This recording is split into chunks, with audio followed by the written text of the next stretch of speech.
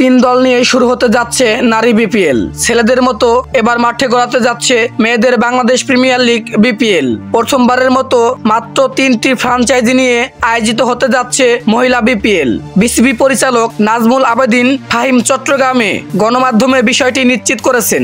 দল কেন 3টি থাকবে তার ব্যাখ্যা দিয়েছেন ফাহিম। শুক্রবার চট্টগ্রামে গণমাধ্যমে মুখোমুখি হয়ে তিনি বলেন, নারীদের ক্রিকেটকে কিভাবে আরো এগিয়ে নেওয়া যায় এটা নিয়ে বোর্ড কিছুদিনই ধরে ভাবছে।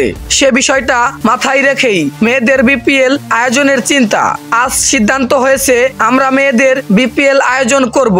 3টি দল নিয়ে করা পরিকল্পনা হয়েছে। আরো যোগ করেন, সেটা বিপিএল শেষ হওয়ার পরপরই আয়োজন করা হবে। 8 থেকে 9 দিনের মধ্যেই শেষ হবে টুর্নামেন্টটি। ইতিমধ্যে বেশি কিছু ফ্রাঞ্চাইজির সাথে কথা বলেছি। আগ্রহ প্রকাশ করেছে। আমরা দেখতে চাই নারীদের ক্রিকেট এটা কতটা ইম্প্যাক্ট ফেলে। 3 দল নিয়ে বিপিএল এর ব্যাখ্যা করেছেন বিসিবির এই পরিচালক। বেশি দল হলে যে মানের খেলোয়াড় প্রয়োজন তা পাওয়া যতটা সম্ভব হবে না। প্রথমে 4টি দল নিয়ে করার কথা ভেবেছিলাম, এটাই সবচেয়ে বড় বাধা হয়ে দাঁড়িয়েছে। আমরা মনে করেছি 3টি দল নিয়ে আয়োজন করলে প্রতিমুখিপূর্ণ টুর্নামেন্ট করা যাবে, ফলাফলও আসবে।